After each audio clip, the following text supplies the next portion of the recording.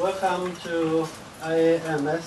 This is a very special event to host the workshop by talks given by two newly elected academicians. I was told that I need to introduce the chairman. And the chairman is another academician, Kopin Liu, please.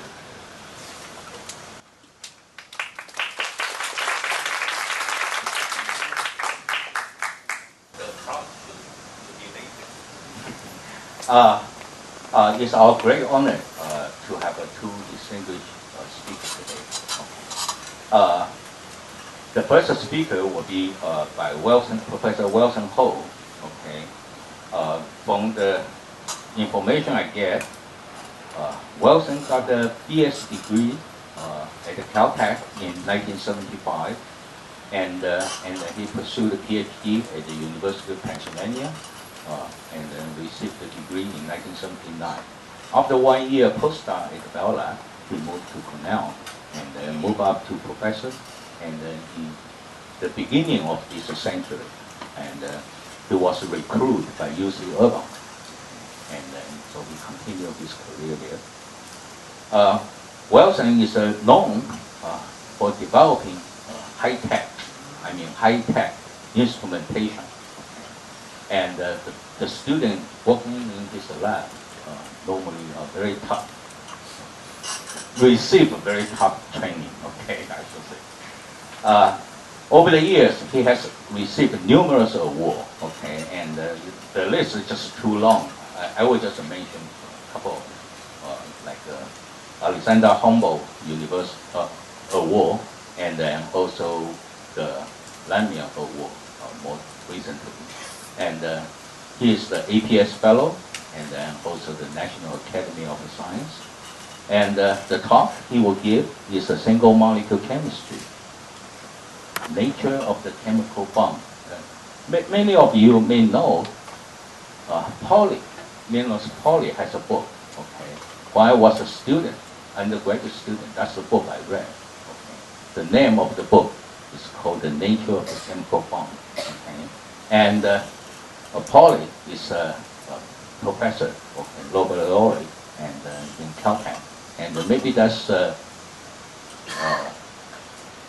Wilson got a trait from that while he was undergraduate.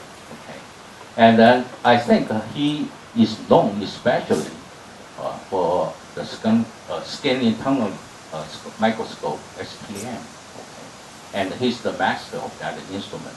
He combined that with the femtosecond lasers, and then also take advantage of the inelastic tunneling process, and then he's able to get a vibrational resolve energy structure of the absorbent, and also he can use that tunneling electron to induce bond selective chemistry.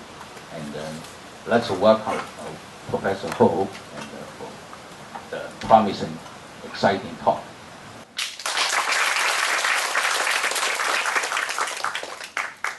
Thank you.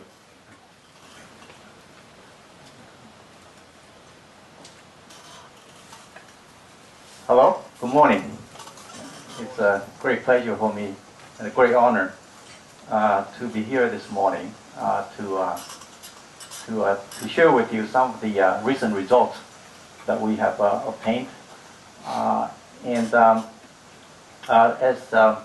As was said, the title of my talk is Single Molecule Chemistry, and particularly we will be looking at how one can now visualize the nature of the chemical bond at the single molecule level.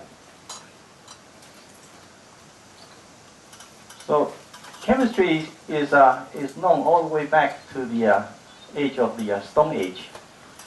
Cavemen, they know very well how to induce chemistry, and in this case, by bringing two stones and moving them at a relative velocity, they can induce fire. And this is important because with fire you can then eat cooked food. And the more recent version of this is done by Professor Lee, and with W. Hirschbach, in which they also try to understand chemistry by colliding the molecules, bringing the molecules close to each other at relative velocities, chosen relative velocities, and then induce chemistry from the products that are formed. With these very complicated machines, they were able to study a lot of the details of the chemical dynamics. I first met Professor Lee actually when I was an undergraduate at Caltech, when I was I believe a sophomore at Caltech. And Professor Lee was invited by Professor Aaron Kupperman at that time. Kupperman also did a lot of molecular beam studies at the same time. I remember very clearly the one thing that he mentioned when he introduced Professor Lee in his talk is that Professor Lee is the Rembrandt of molecular beam building molecular beams. So that was many years ago, but you tend to remember something very important and interesting, even though when it's a very long time ago. Okay, so one thing that we like to do now is to be able to visualize, how the molecules come together, how they interact to induce chemistry. I'm sure that when Professor Lee was doing these kind of experiments, that he was visualizing, in fact, single molecules colliding, and then they scatter in different directions, and he would analyze all the various properties of the scattered molecules. But I think all the time that he's thinking one molecule colliding with another molecule. In fact, the experiment is done that way, but many collisions. What we want to do now is to be able to take pictures, to visualize, to see how molecules, what kind of interactions they have at various distances from each other, and whether one can image the intermolecular interactions with the scanning tunnel and microscope. Okay, so the important thing here is if you are able to visualize, capture the images of molecules, is that you'll be able to actually believe what you have. That's kind of important, because one of the things that the scanning tunnel microscope allows you to do is to have a very well-defined conditions in which you can study in detail the molecules, individual molecules, and also the interactions between molecules. So why are the intermolecular interactions important? The intermolecular interactions lead to many different chemical events, such as recognition of one molecule of another molecule, self-assembly, and also in various chemical reactions on solid surfaces in heterogeneous catalysis. Now, it is also important to be able to study these events chemistry at the single molecule level instead of the ensemble, many molecules, because the environment of each molecule is in fact quite different from another molecule. So the properties or the reactions that occurs may be very different depending on where the molecules are absorbing on the surface. Yeah, one of the ways to characterize molecules is through the vibrational spectroscopy, because vibrations tells us what kind of chemical bonds you have, the strength of chemical bonds, and how the chemical bonds are affected if their environment changes. And so it serves as a fingerprint of the properties of the molecules. Now, the scanning tunnel microscope is an ideal tool to study molecules, in which that, because it has the capability of being able to study molecules one at a time, but also be able to study within the molecules and also in between the molecules with sub-angstrom spatial resolution.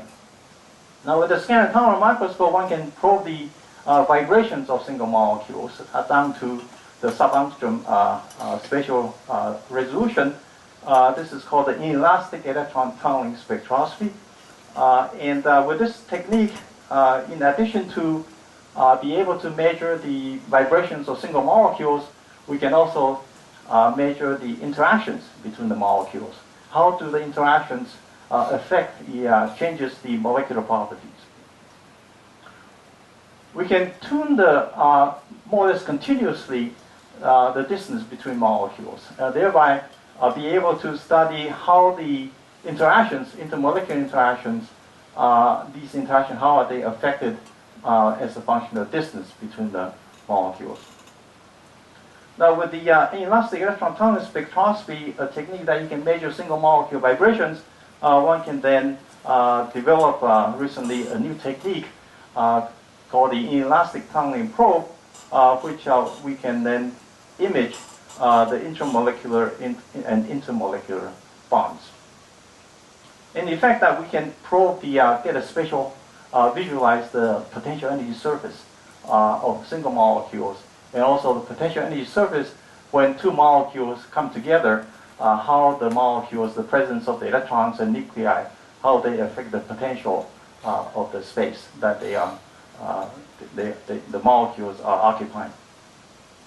Okay, so that's the general theme of this talk.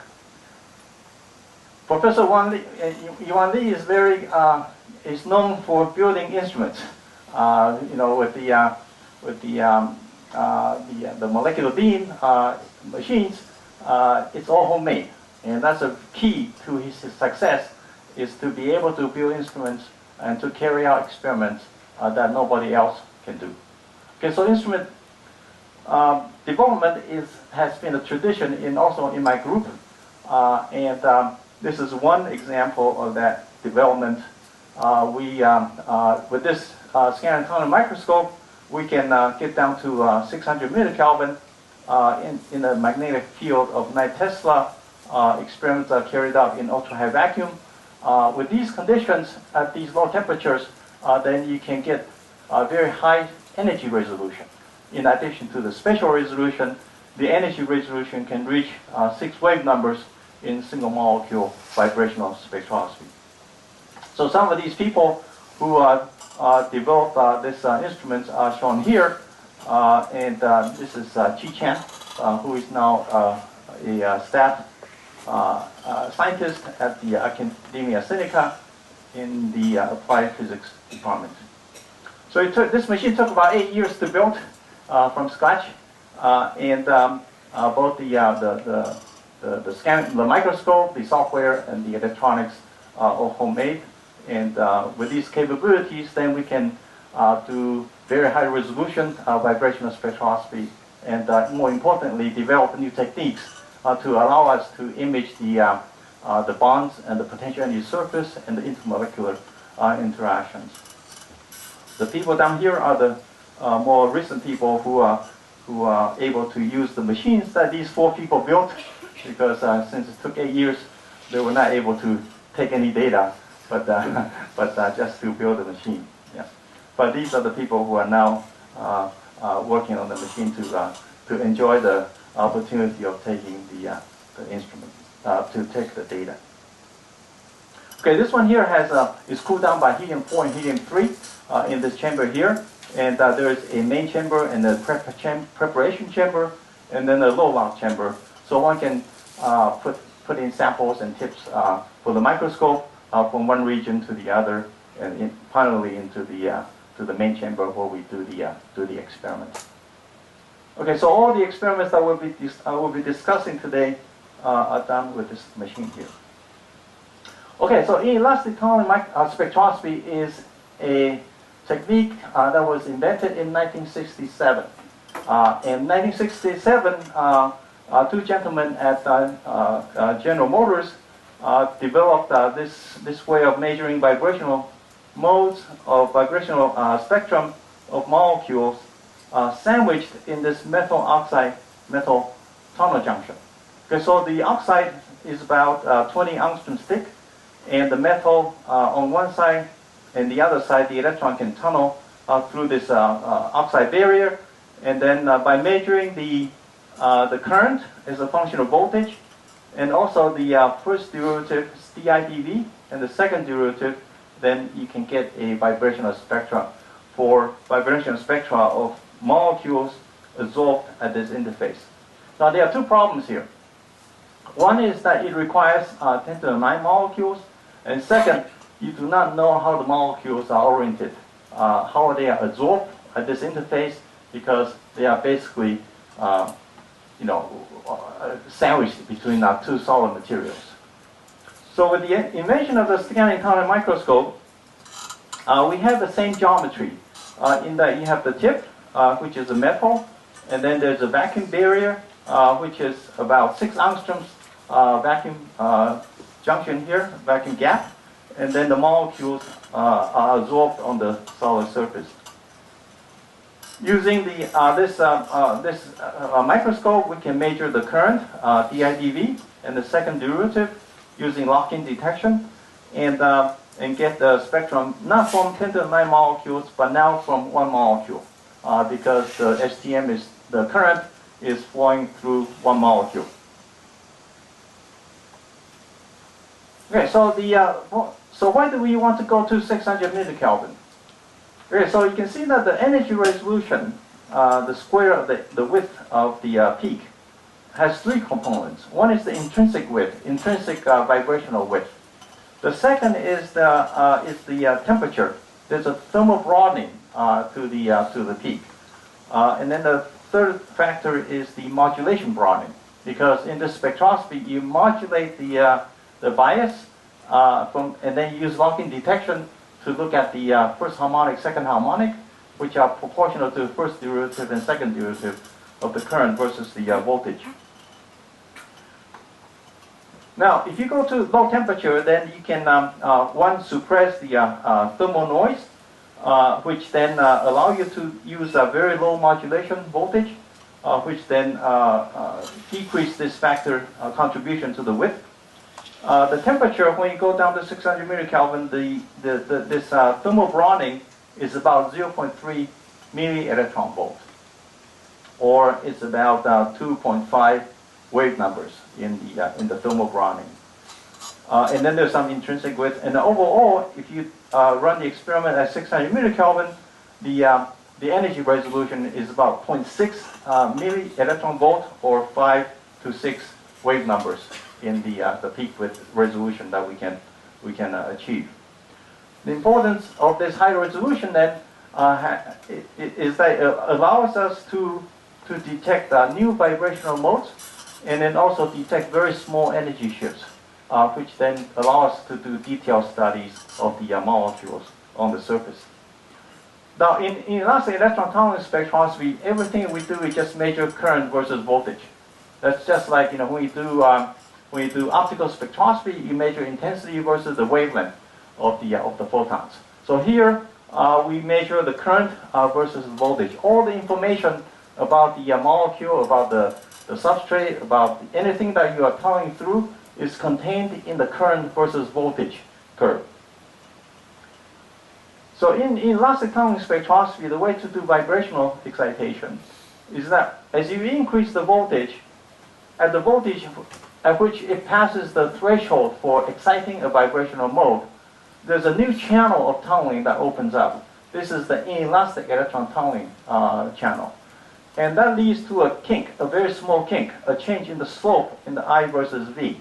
But this change in the current is very small. It's basically hidden in the noise of the I versus V curve, IV curve. So you look at the first derivative, that is proportional to the first harmonic of the using lock-in detection. The first derivative, basically just take the derivative of this electronically. You see that if there's a kink here, a change in slope, that translates into DIDV, there's a step, there's a small step at the voltage that corresponds to a vibrational excitation. So when the electron energy passes through the vibrational excitation, then you have this inelastic tunneling channel that opens up, and that leads to this small kink in the IV curve. So the first derivative corresponds to a step, but this step is also small, very difficult to detect. And so you look at the second derivative with the lock-in detection, and this small step then translates into a peak. One signature of inelastic tunneling is that it's functional both because you can have both positive bias or negative bias to apply the voltage to the between the tip and the sample. The peak at positive bias turns into a dip in the negative bias. So that's a hallmark of inelastic electron tunneling spectroscopy, is that you always want to check that you have a peak on the positive side and a dip on the negative side. Because some of the features in the IV curve can be due to very small changes in the electronic property of the material. And those do not have this the symmetry in the second derivative spectrum, in which the positive bias has a peak and the negative bias has a dip.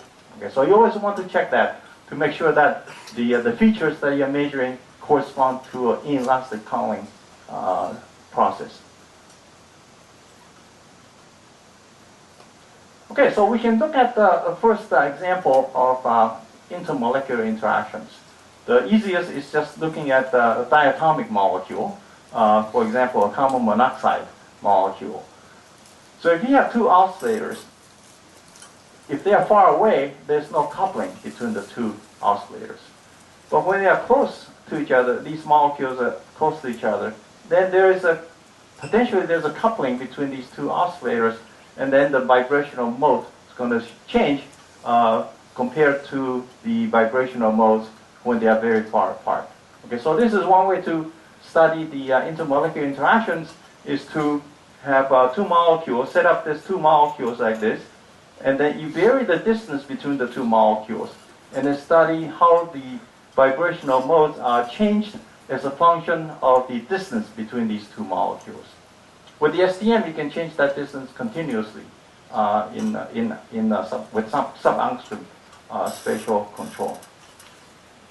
Okay, so the two molecules are then a carbon monoxide molecule adsorbed on the surface, and then under appropriate current and voltage, you can actually pick up, transfer the carbon monoxide molecule from the surface to the tip, as shown in this diagram here.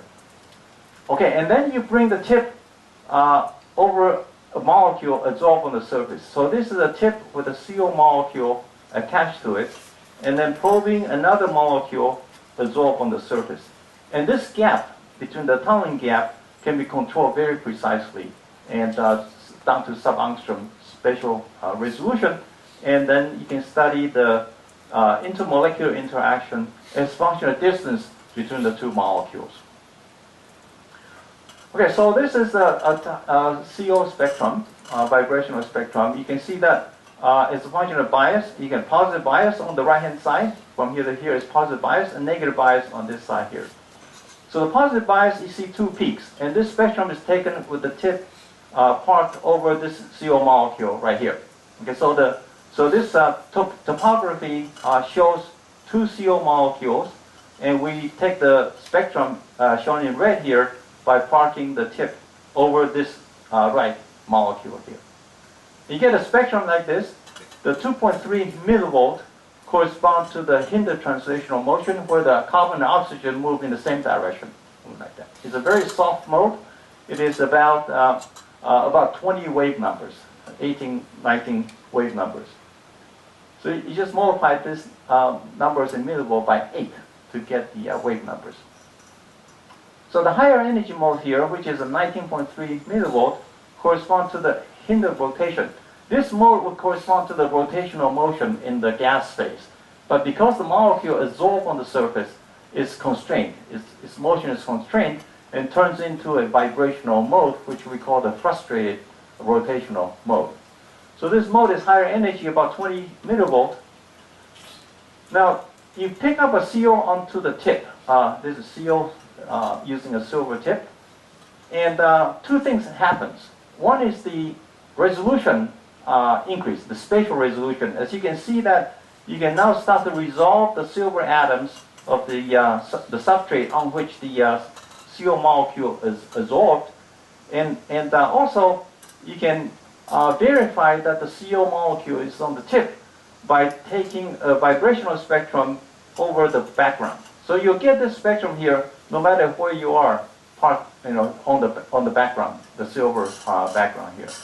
So So you see that there's a small change, there's a slight shift of the vibrational energies. So this is the CO on the silver tip, and then these are the two vibrational modes that we detect at 2.0 and then 18.1 millivolt.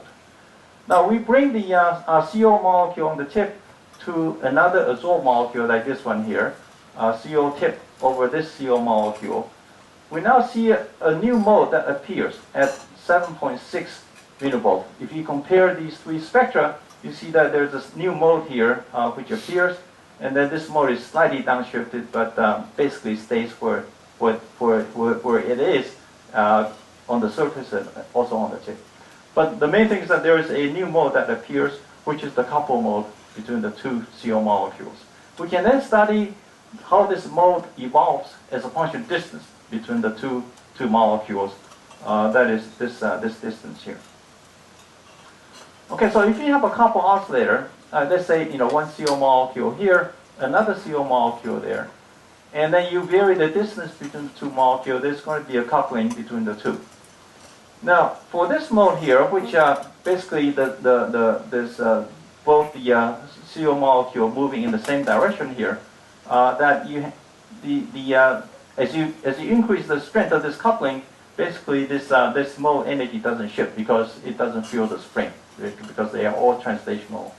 The spring is not compressed or stretched in this instance. However, for this mode here, as you increase the coupling, that is, bring the two molecules close to each other to increase the coupling between the two oscillators, you see that this the mode, the energy of this mode, this mode here, asymmetric mode, increases as you increase the coupling. So this is a very simple calculation, harmonic oscillators, but it gives the idea that the high energy mode would increase as you increase the coupling, and then the other mode would stay pretty constant as a function of the coupling strength. And so this is a series spectra. We change the gap, the distance between the tip and the sample by 3.2 angstroms, starting from about 6 angstroms. We decrease to over a range from 6 to 3 angstroms gap. You see that this high energy mode shifts in energy, and also it changes in intensity. Both can be understood, but let's focus just on the shift in this mode energy here. But the low energy mode just doesn't shift that much. So this is very similar to, if you have two levels and they're interacting with each other, one of them is going to go up and then the other one is going to go down. Okay, so that's just the nature of the coupling between the two energy levels. Okay, so we put it more quantitatively, that plotting the energy as a function of the distance between the two molecules, this molecule and this molecule here, over about 3 angstrom range, we see that this high energy mode increase, which corresponds to this mode here, they move in the opposite directions, which will be higher energy, and then this lower energy mode, about 2 millivolt here, corresponds to this motion here. That's relatively independent of the distance between the two molecules, whereas this molecule here would increase as the model indicates here. So it's a very simple model. Try to understand the data. Okay, so then we ask ourselves, because the CO molecule is sensitive to its environment. In this case, another CO molecule approaching it. So we ask ourselves, if the other CO molecule on the surface is replaced by another type of molecule, in this case, drawn here, the first experiment was done on this molecule here, is cobalt thiocyanine molecule. Yeah. Now this molecule on the tip, the CO molecule on the tip, if we monitor the hinder translational motion, which is the very soft mode, the lowest energy mode, which is a soft mode, the soft mode, the weak low energy mode, is very sensitive to the environment, that is the potential that it sees. So this molecule here it's not homogeneous in potential, it varies in potential. Therefore, one has the chance of being able to probe the potential of this molecule here, electrostatic potential, by monitoring the energy of this mode at different positions in this molecule here. Okay, so this is what we see here. So this is the copper-thiocyanine molecule and the CO molecule on the tip. With this is the lowest energy mode, about 2.5 millivolts when it is over the bare surface. You can plug the tip at any place inside this molecule, as indicated by these three different colors, which group the peak energy into three different groups. The first group is the blue dots here. So inside the ring, inside the various rings here. And then there are the red dots, which are either on the atom or on the bonds of this molecule here. So this is a section of this copper-thiocyanine molecule, basically the lower right-hand corner of this molecule here. So there's a cobalt atom right in the middle. So the vibrational energy that you measure for this intertranslational motion is the red dots, which are on the bonds and on the atoms. They show a vibrational peak at 1.7 millivolt. If you go into the rings, when the CO tip is parked over inside the rings here, the vibration energy shifts to 3.2 millivolt, a large percentage change. Over the background, which is on the silver surface, away from the molecule, the 0.3 here, the vibrational energy is at 2.5. Okay, so the vibrational energy of the CO molecule, which is on the tip, varies depending on where it is tunneling into this molecule. So it has a very spatially dependent energy, which is sensing the potential of this molecule.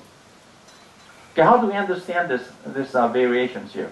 If you have a CO molecule on the tip, it is absorbed on the tip, so it is in the potential harmonic oscillator. Description would put it in the harmonic potential here, and then there's a vibrational energy levels within this harmonic half kx square potential. So there's a frequency that the molecule is vibrating, which is directly related to the curvature. The force constant is the second derivative of this potential, which is the curvature. Now, if the molecule has a potential, has this bump here, like this, a hill, or a ridge, or a hilltop, then it has a negative curvature. Okay, so this negative curvature corresponds to a negative K. So the molecule on the surface is in the potential due to the attachment to the tip and also interaction with the potential of the substrate or the molecule. Okay, so it has two potentials. There's the green one, which is the original when the molecule tip is far away, but when it gets close to say the copper-thiocyanine, if it's experiencing this positive potential, then it would lead to a downshift in the vibrational energy, because you can think of it as the addition of two Ks. One is the positive K due to the absorption, and the other is a negative K, correspond to the fact that the molecule is experiencing this negative curvature, which corresponds to a negative force constant. On the other hand, if the molecule has this valley or the dip in the potential, well, that also would lead to a positive K, positive curvature, and that would lead then to an upshift in the vibrational energy, and that's what we see in some parts of the molecule.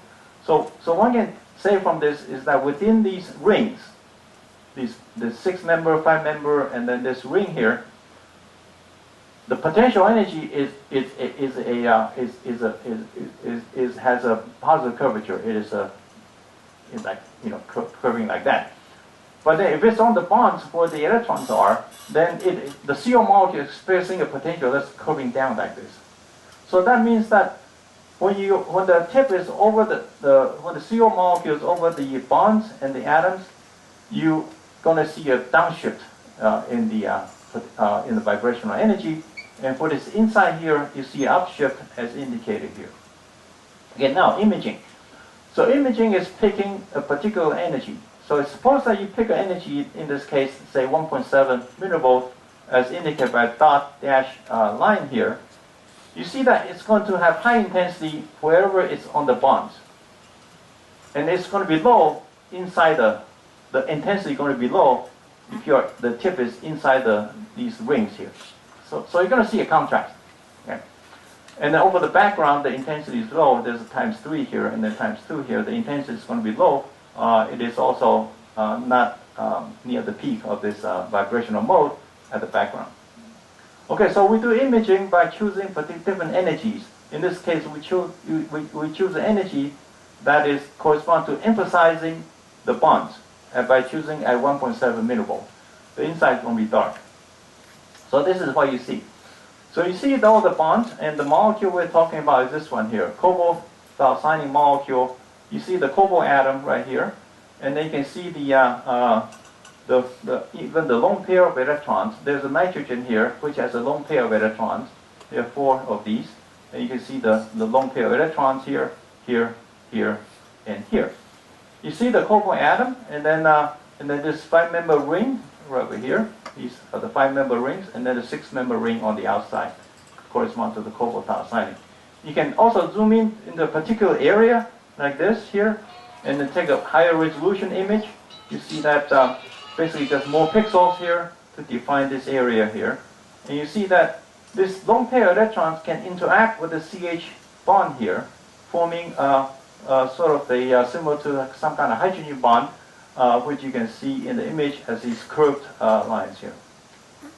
So these bright regions here correspond to the bonds in this molecule, and then you can identify each atom within this bond, within this molecule here, as the corners, intersections between these lines.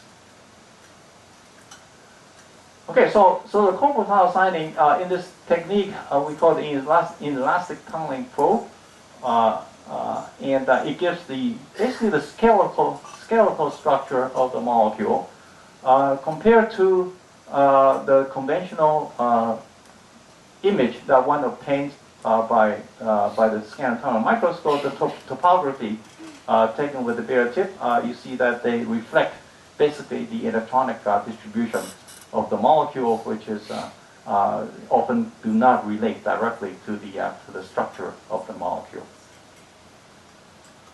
One can see other molecules, smaller ones like these. This is an ethylene molecule. In this case, absorbed on the silver surface. This is an ethylene molecule. You see that the CH bonds and the CC bonds. This is the 1,4 the diisocyanide, and you see the benzene ring here, and then the CH bonds, and then you can understand how the CN group is interacting with the surface, giving rise to these features. And then this is the hexabromobenzene, which shows the hexagonal structure of the benzene ring, and then these are the 6 carbon-bromine bonds of this molecule. So there's some surprising things here, which one a priori do not expect to see. So you see this ring here, which means that if you have a molecule which tries to react with the hexabromobenzene on the surface, it's going to encounter a ring surrounding the molecule, sort of rich in the potential energy surface that acts as a barrier for any molecule to come in. And also you see a dark ring here surrounding these molecules, and those are the van der Waals radius of the molecule. Like the ethylene molecule has a van der Waals interaction. So if the CO molecule on the tip is outside this circle here, it does not interact with there's no interaction between the CO molecule and the ethylene molecule once it's outside this ring here. So we think that's the van der Waals radius of this ethylene molecule on the surface. Okay, we can image single molecules, find these bonds, and then occasionally find something not expected, like the ring around the carbon, the benzene, the hexabromobenzene. But we like to see how molecules interact with each other. That is, whether one can image the intermolecular interactions when molecules get close to each other. So the first example is the hexafluorobenzene, C6F6. This is the image of the hexafluorobenzene, and this is the structure taken from the website, and you see that it agrees reasonably well. But these images, they really sometimes they are the images of potential energy surface. Okay, so it's the potential energy surface of the CO molecule and the molecule that is probing. Okay. And sometimes they don't agree with the structures. They don't necessarily have to agree with the structure because the potential energy surface is due to the distribution of electrons. They are not, and then the positive ion cores, but often the dimensions of these potential energy surface may not correspond directly to the structure of the molecule. They give a good indication, but sometimes quantitatively they may not agree because we are measuring the potential energy surface rather than the position of the nuclei in the molecule. Okay, the self-assembly is in here. This is the self-assembly of C6F6. The carbon hexafluorobenzene has these fluorine atoms on the outside of this molecule. Now, one would not think that they would self-assemble because to be able to self-assemble, they have to have attractive interaction between the molecules.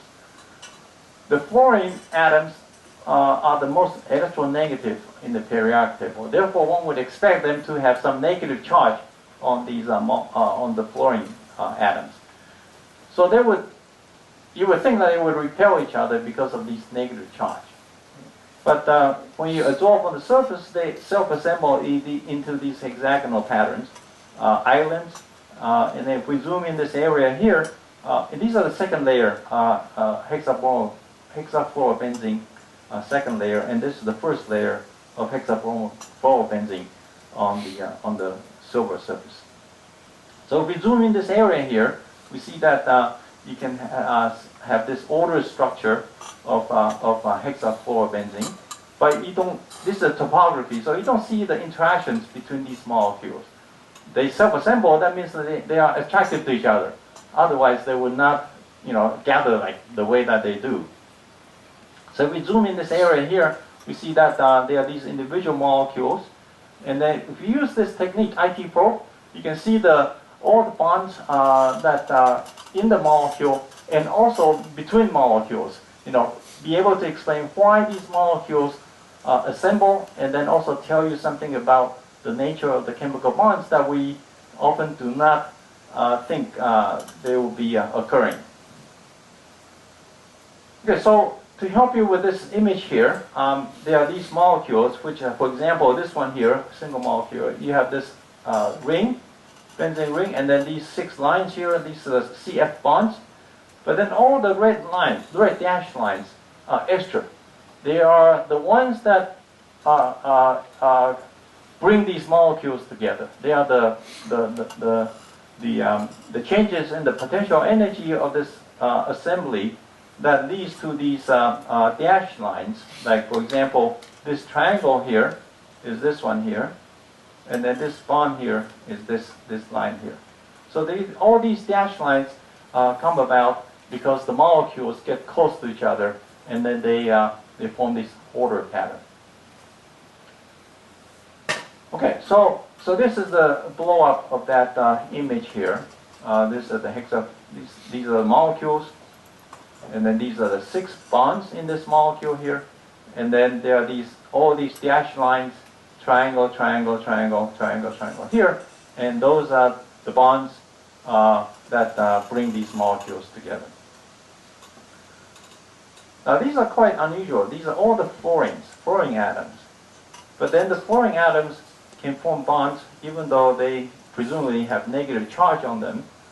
You would think they would repel each other, but they do form these fluorine bonds, like this one here, and this one here, and then this. And then there's fluorine bond directly between this and that here. We can do a calculation, DFT calculation, which try to understand, the potential energy surface. We are basically measuring the potential energy surface. You see, we're measuring the image that we see are due to the ridges, all these ridges here. These ridges correspond to negative curvature. And those negative curvature then leads to a downshift in the vibration energy of the CO vibration. And we are measuring the downshifting.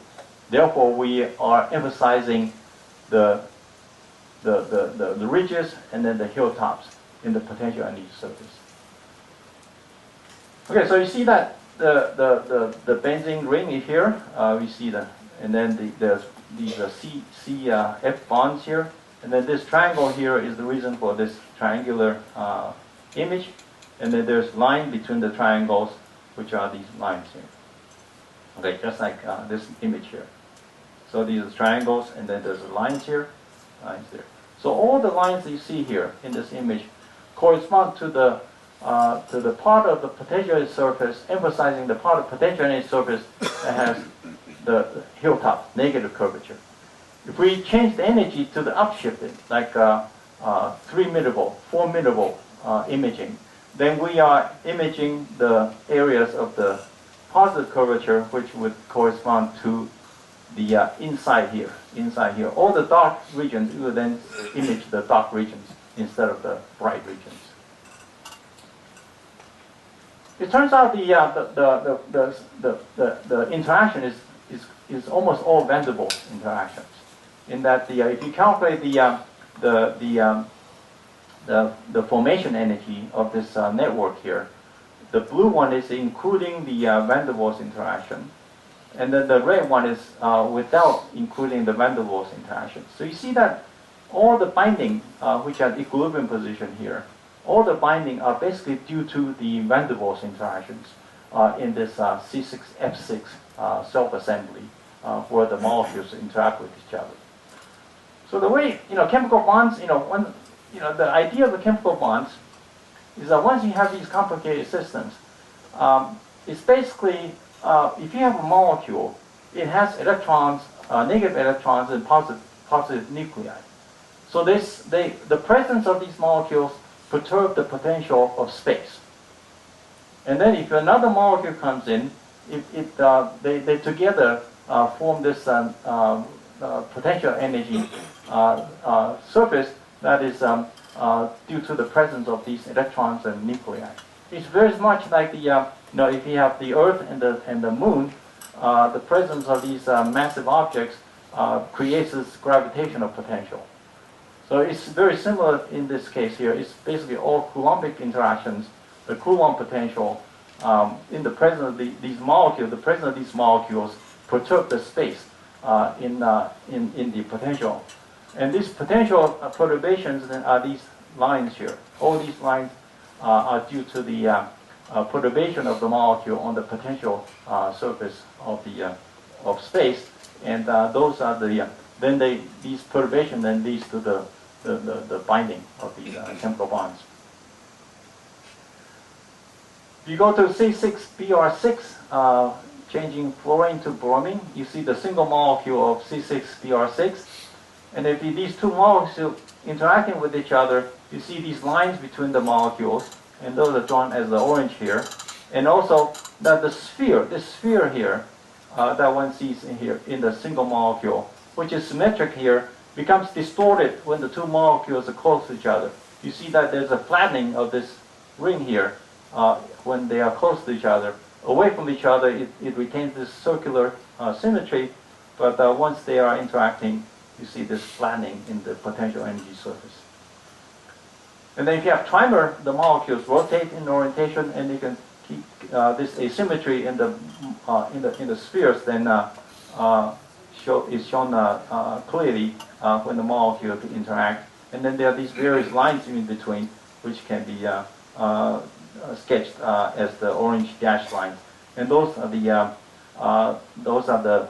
ridges in the potential energy surface due to the presence of these three molecules. Now, if one changes to a system where you have hydrogen and also fluorine, then there's a chance to image the hydrogen bonds because in the presence, with the absence of hydrogen, C6F6 or C6BR6, there's no hydrogen bonds.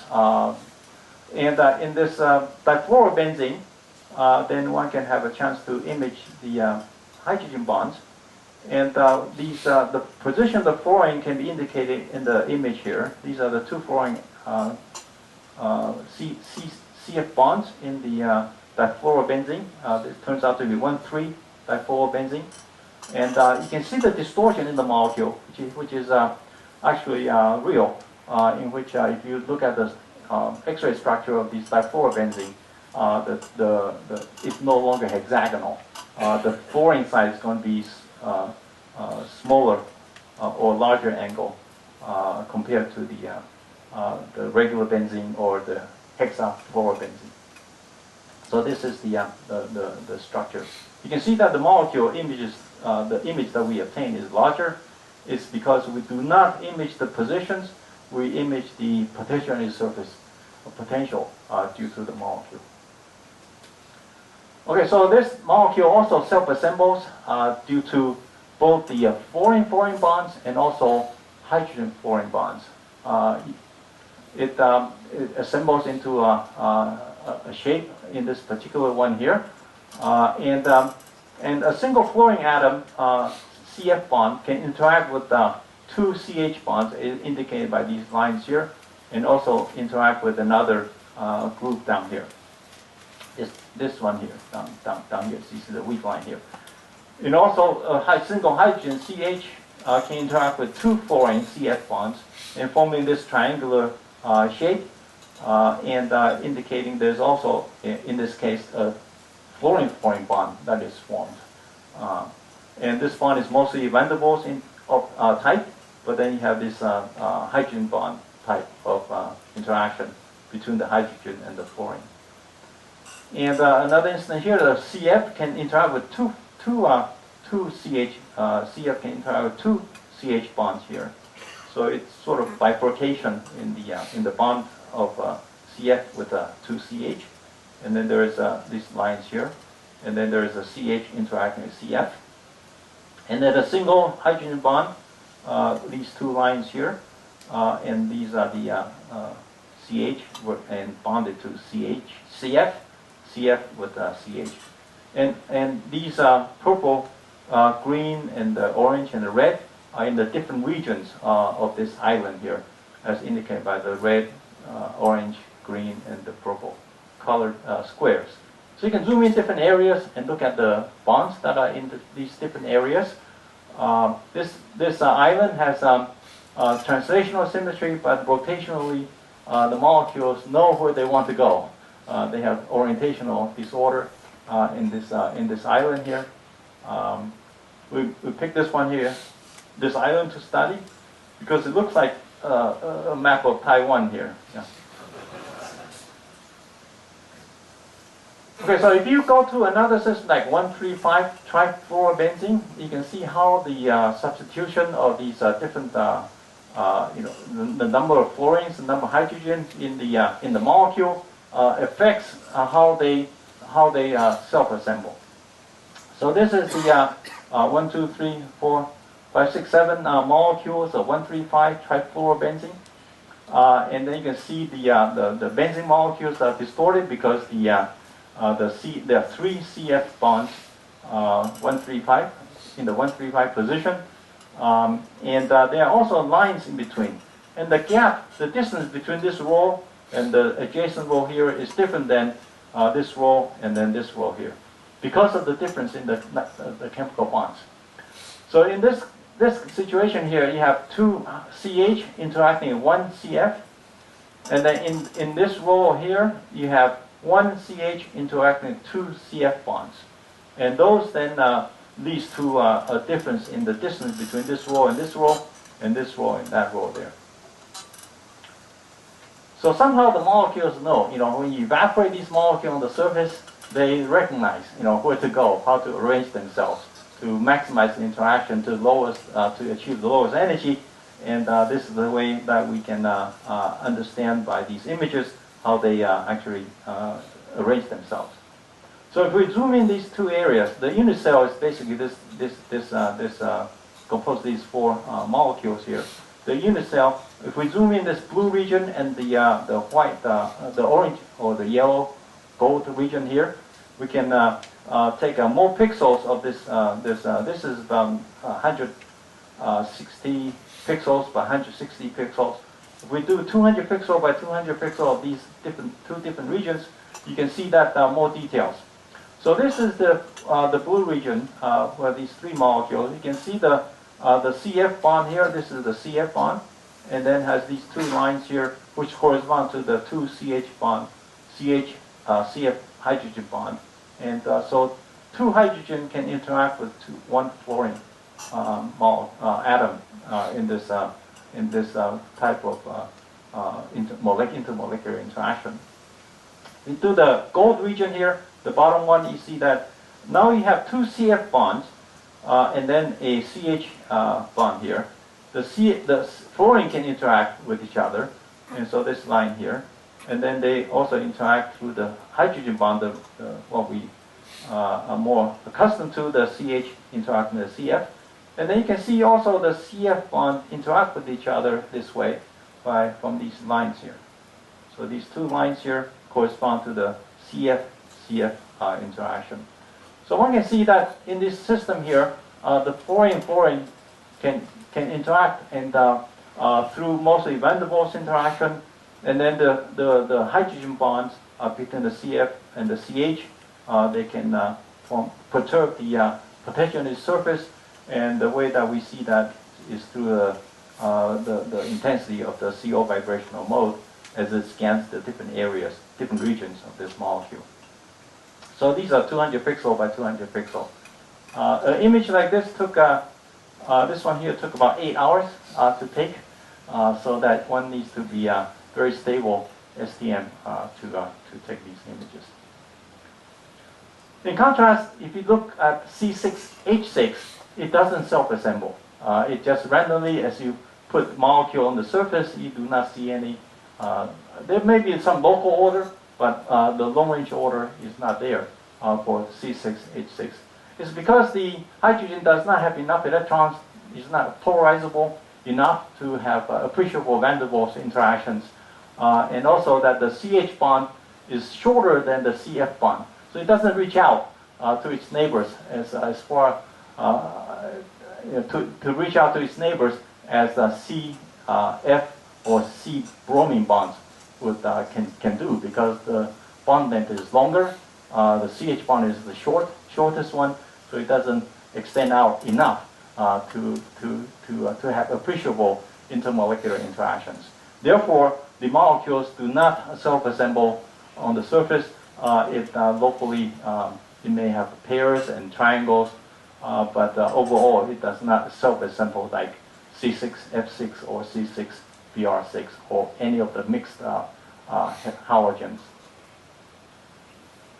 Now, van der Waals interaction. One thing that the question is whether one can image van der Waals interaction, van der Waals bond. And so the most typical van der Waals system is xenon atoms. So you evaporate xenon onto the surface. They self-assemble. They self-assemble in this hexagonal pattern, a close packed pattern.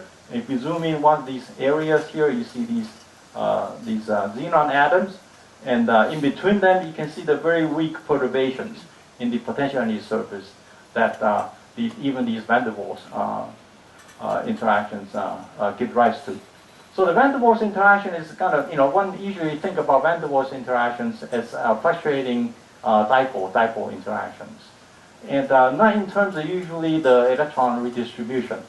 Okay, but if you think about it, in order for any chemical bonds to occur, there must be some kind of redistribution of electrons to cause a chemical interaction, to have any chemical interaction. And so even in this system of xenon-xenon, there's a slight electron distribution. There's a slight perturbation to the potential of space that because of the presence of the xenon atoms. And these then can be imaged by the IT probe as these weak lines basically between the center of these xenon atoms, because the interaction wants to minimize the distance. It's distance dependent. So these lines here are the perturbations in the potential energy surface due to the presence of these xenon atoms. You can see that there are these hexagonal, these green dots are the position of these xenon atoms, the center of these xenon atoms. Okay, so I'm getting close to the end. I would like to show you what IT probe, the ability to image bonds, interactions, can tell us further about the nature of the chemical bonds. Okay, so this is the this is phenylene diisocyanide as indicated here. The interest here is the charge separation between the carbon and nitrogen in this isocyanide group. Okay, so when that's on the surface, we wanted to use this technique to probe the structure of the molecule as indicated here. So compared to the image of this molecule taken with a bare tip, you see this blob and then two dark features. And then with the CO tip, you get an enhanced resolution as indicated here. But with the ID probe, you can selectively image the regions of the bonds of the molecule, the intramolecular bonds, and also the bonds to the surface, which cause these dark features and the bright features here, and then this ring here, which is the van der Waals radius of this molecule here. Okay, PDI has this structure here. So PDI phenylene diisocyanide has this structure here. Now, as we said, that this technique, the CO acts as a sensor, vibrational sensor of the potential of the molecule on the surface. So regions of potential which has a bump on the potential, then it leads to a decrease in the vibrational energy of the CO molecule, because overall it adds a negative curvature to the original potential energy. Therefore, it broadens its potential to have a lower curvature, therefore a lower K force constant. Therefore, the energy of the vibration goes down. In the region where the valley of the potential, then potential energy, then it leads to an increase in the vibration energy of the CO molecule. And we can probe those by increase and decrease is relative to the CO molecule vibration energy on the substrate, away from the molecule. And the molecule potential perturbs that of the CO molecule. So the CO vibration on the substrate is about 2.5. So anything below 2.5, we are in this region here. If we probe, if we set the vibration probing energy to be less than 2.5, we are in this region here, where we see the bumps in the potential energy.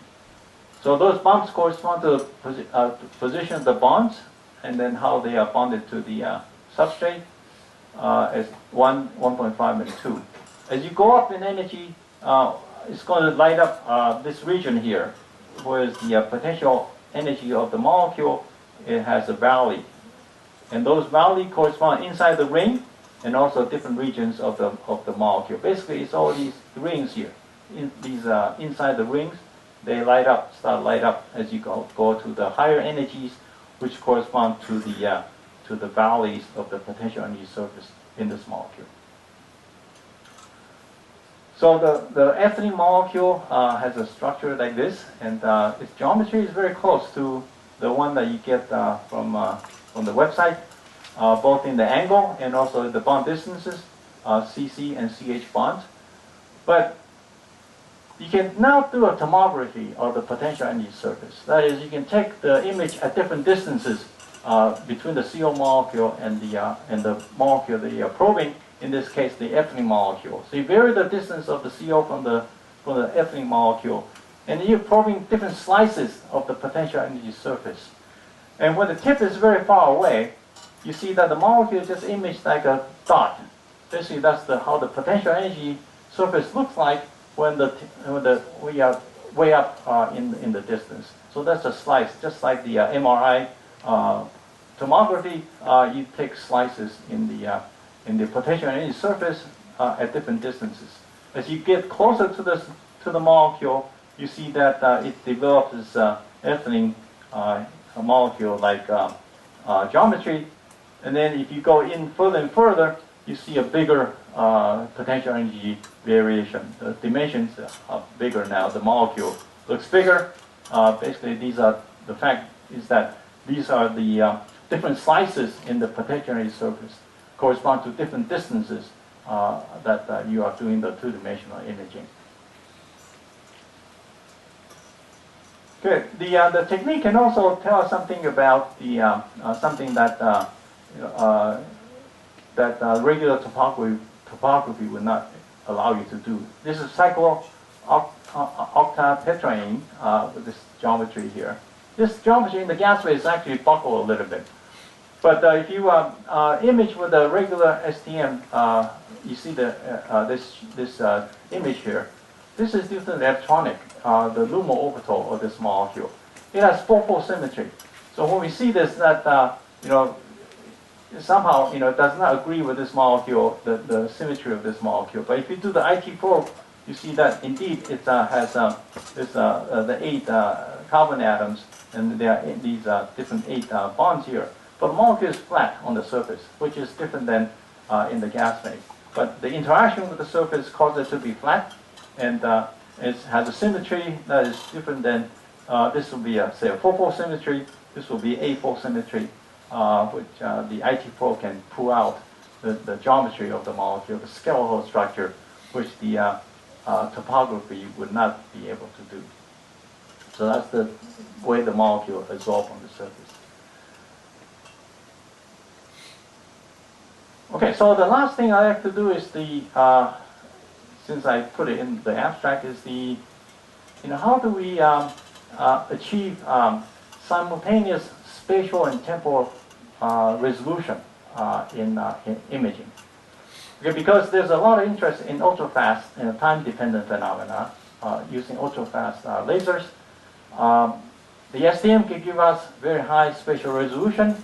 The lasers can give us very high temporal resolution. The question is whether one can bring the two together to study dynamics at the sub-angstrom spatial resolution. So this goes back to how do we beat the diffraction limit. The current with optical techniques, one can get to like 20 nanometers spatial resolution, but with the STM one can get to sub-angstrom spatial resolution with the light. And this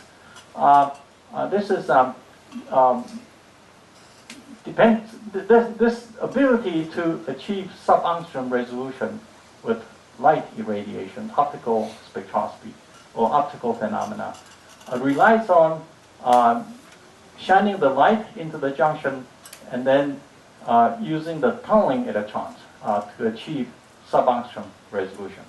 That is, when the light shines on the junction, it can excite an electron from the Fermi level to a high energy level. And this hot electron can then tunnel through. So if the hot electron induces chemistry, then you automatically get sub-angstrom spatial resolution, because the tunneling electron, the phenomena tunneling, leads directly to sub-angstrom resolution. And so you can achieve light optical phenomena, optical induced processes, light-induced processes with sub-angstrom resolution if light couples to the tunneling process to induce chemistry. Okay, so as an example, we have these five azulene molecules on the surface. We can put the tip on any one of these molecules and shine light and then cause it to dissociate by hot electrons. So the process includes putting the tip over here, shine light, you kick a hot electron, generate a hot electron. This electron energy is determined by the photon energy plus the bias that you impose. So this hot electron has EV, bias energy, and also the photon energy, and this then can induce the dissociation of the azulene molecule very locally. So this molecule is dissociated, and then if we go to this molecule, it's dissociated into this molecule, and so that's the without perturbing the other ones. So as a function of the reaction rate versus the bias, the sample bias. Without the light, the molecule dissociates up to the 2.5 electron volt. If you have 2.5 electron volt energy electron, the molecule will dissociate. But with light, the threshold for inducing this dissociation goes down to 1 volt. So if you put a 1 volt and a plus 1.5 eV photon, that is from the sapphire laser, 1 volt plus 1.5 is 2.5, which then can have sufficient energy, the electron has sufficient energy to dissociate just like in the absence of light. Okay. So this one here, you can just use a single photon wavelength, and then you can achieve a variable energy tunneling electron by simply dialing the bias of this. So you don't need to have a tunable energy photon, just tune the energy of the electron by varying the bias. So the IT probe can tell us something about the product. So with the regular STM, the image is like this. It's a little bit difficult to understand the structure of these molecules and how they are bonded to the surface. With the IT probe, we can see this reactant, initial molecule azulene, with this 7-member ring and the 5-member ring. And then when the molecule dissociates into this first product here, you see that there is this new feature that develops here, which is absent in the reactant, and that's due to the fact that the CH bond is broken, and the carbon then binds to the surface, giving rise to this new feature here.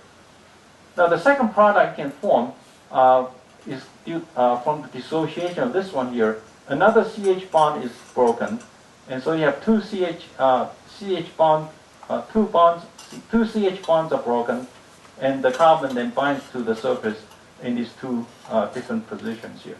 These two hydrogens, CH bonds, are easier to be broken compared to the other CH bonds.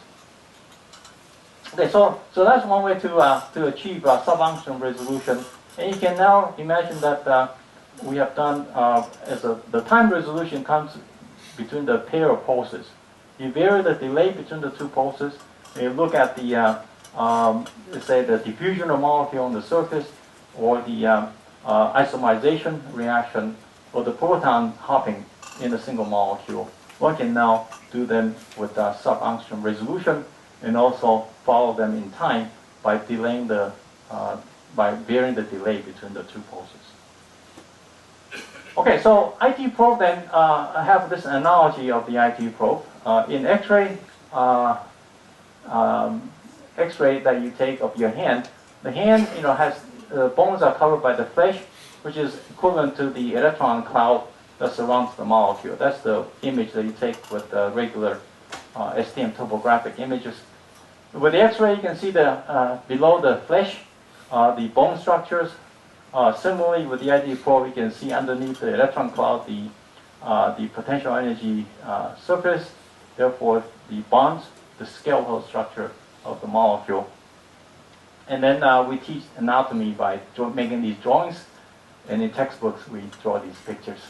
Yeah. So now we have a technique now which can actually give us these the skeletal structures, which I must confess that chemists are very smart. Everything they have drawn in the literature and textbooks so far, what they seem to be. So, yeah. Okay, so that's the. I'd like to conclude by acknowledging of course, the students who have spent a lot of time building the machine, and these 4 students here. It's a relatively international group, and the current students who have done the experiments that I have the pleasure of discussing with you. Thank you very much.